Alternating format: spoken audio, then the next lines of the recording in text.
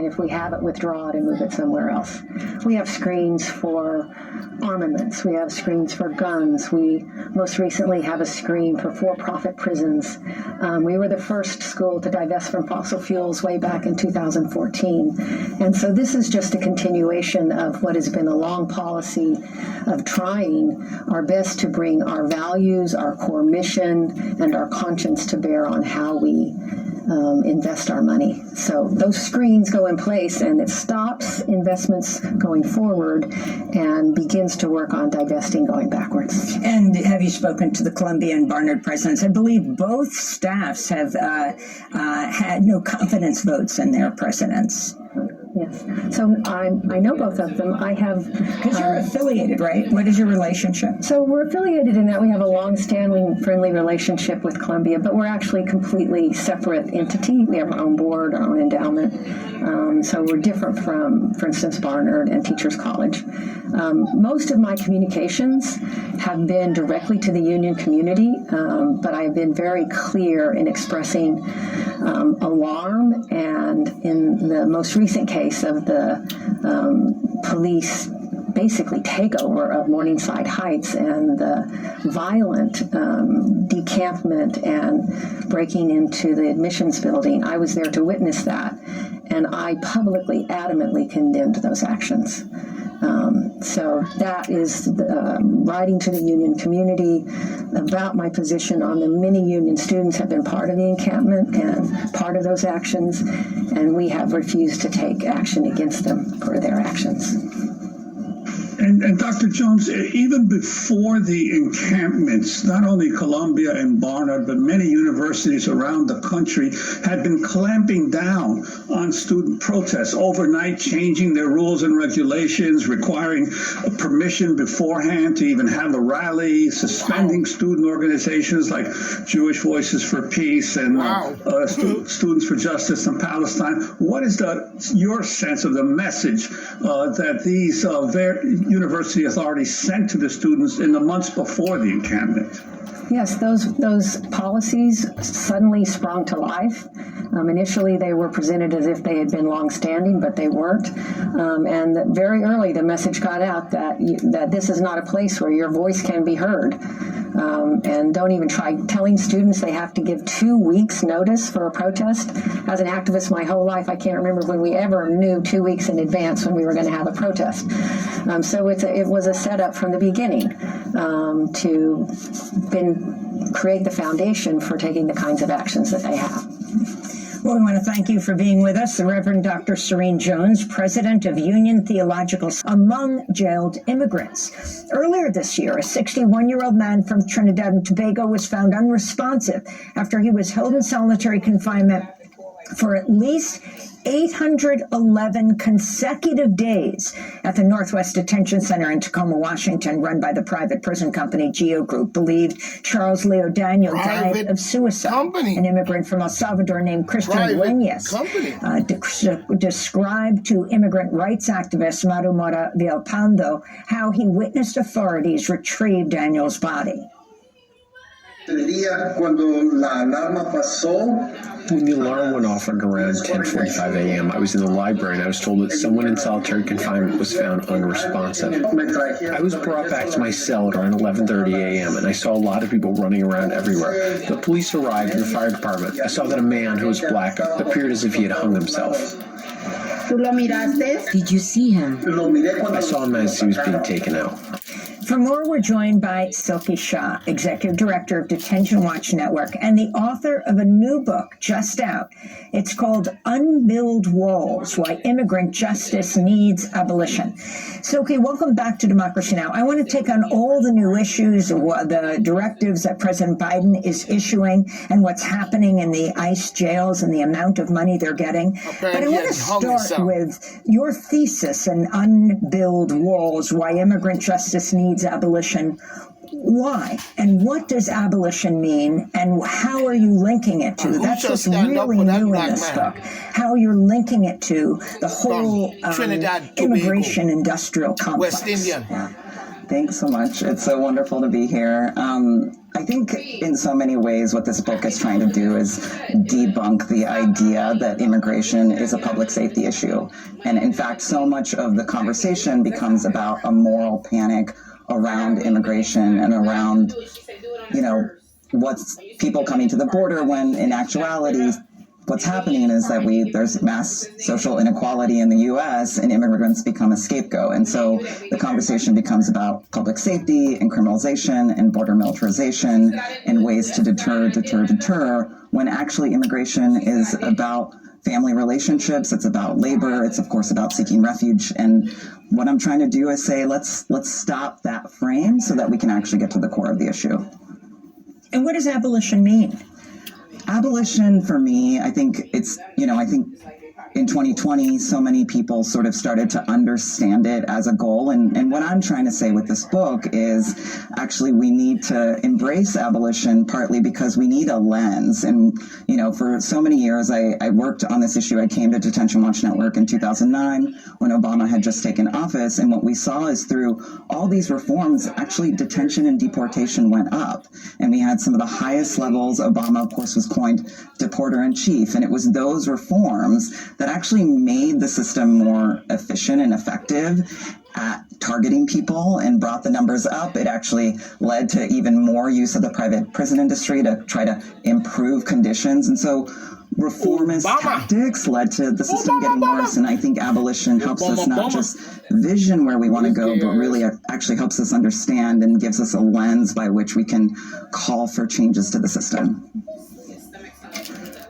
I wanted to ask you mentioned the Obama years. Between 2010 and 2017, roughly the Obama period in office, the U.S. deported 1.3 million non-citizens who were previously convicted of what they called aggravated felonies. But they weren't really aggravated felonies. A lot of them were minor offenses, but these 1.3 million people were sent back to their homelands. And of those deported, 93% came from just 4 countries: Mexico, Guatemala, Honduras, and El Salvador, even though people from those countries represent only about a third of all U.S. foreign residents. Was this an ethnically or racially targeted deportation process that occurred here? Yeah, absolutely. I mean, since the beginning of the modern immigrant detention system, there's no question that racism has played a huge role in the formation of the system. We've seen, in 1980, when the system started to take shape, it was actually targeting of Black migrants, Haitians in particular, calling them economic migrants not deserving of refuge. Imagine that. Detention started expanding in that context. And when it was called out for actually being racist and the targeting of Haitians, the U.S. government decided to apply the policy to broad categories of people. And at that time, it was really those coming from Central America that were, fleeing U.S.-backed wars in the region. And so similarly, as we've seen over and over again, the targeting of immigrants, it becomes a sort of good immigrant versus bad immigrant frame where there is this sort of supposed sort of proxy of like criminalization when in actuality it's about really removal of people who are believed to be unproductive or disposable for whatever reason, and often race is an unequivocal factor. That's right. And you've been you're critical to some extent of how the immigration movement has responded to these this attacking and veering of Democratic and Republican administrations in terms of immigration policy. Could you talk about that a little bit? Yeah, absolutely. I mean, the reality is that Democrats have built the system as much as Republicans have. That's right. And in so many ways have pushed this sort of good immigrant versus bad immigrant frame, really focusing on the public safety question and then saying, well, these individuals who are not caught up in the criminal legal system, they're the good immigrant, but people who are the quote unquote bad immigrant. And we've seen this with the immigrant rights movement repeatedly as well, where there is this sort of trade-off with comprehensive immigration reform, where we're going to do everything we can for those people who are quote unquote relatively innocent and productive, and exceptional in whatever way, but actually dispose of all those individuals who are targeted by the criminal legal system.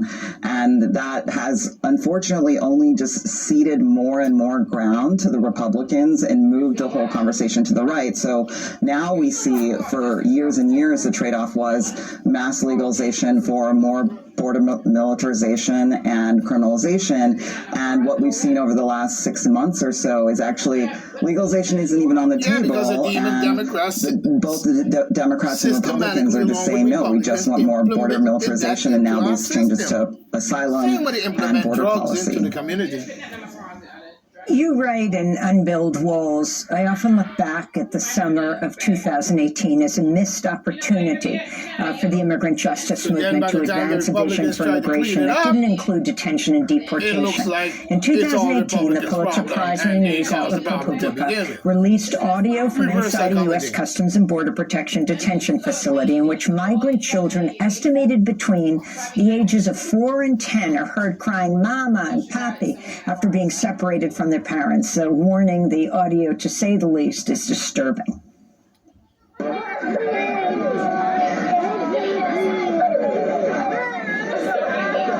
Obama! Lord, I hear this type of cry. Well, we have an orchestra here, right?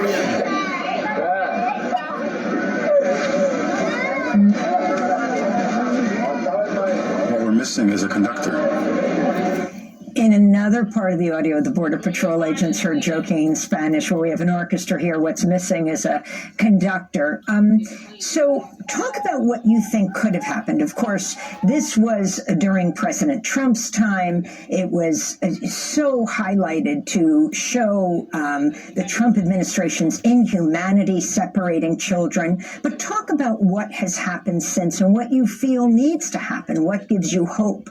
Yeah, absolutely. I mean, I think what was so important to understand about 2018 and what happened was that actually it was the Trump administration using the carceral apparatus at the border. So as we understand it, really, and many people understand, post 9/11 was a time for sort of a boom to immigrant enforcement and the deportation machine. But really the way that the domestic war on terror worked was through the criminal legal system.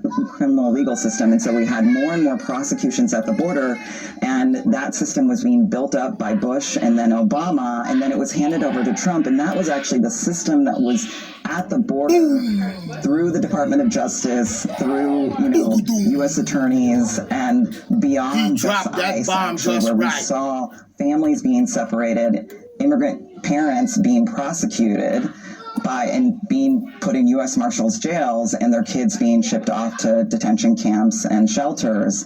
And so part of the reason I said that is that I really do think that was a moment where we had to understand that this was beyond, these systems aren't separate. Actually, it's, a lot of the targeting of immigrants happens through the criminal legal system, and we have to really call for abolition of the whole system and understand those things together, as opposed to this constant sort of framework of innocence, because that sort of reinforces the good immigrant versus bad immigrant frame, as opposed to saying, no, actually these systems of control are meant to just target people who are perceived as disposable. But what gives me hope is actually those years, both during the Obama administration and also during Trump, and what we saw especially in 2020, is that many more people started embracing detention abolition, started understanding the criminal legal system, both because of what Obama was doing, but also because of the growing Black Lives Matter movement and seeing sort of those connections with racial justice, and really sort of started breaking up that relationship between ICE and police and moving towards sanctuary policy. And we really started to bring those formal deportations that Juan was talking about down since then. And that we have to really understand that actually it's not politically popular to target community members in the way that it was in those years, and that's because of the movement. And we're going to do a post show, and in that post show talk to you about what are the specific strategies that you think people have used, the whole theory of abolition, and more. Silky Shah, Executive Director of Detention Watch Network, author of the new book just out titled Unbuild Walls: Why Immigrant Justice Needs Abolition.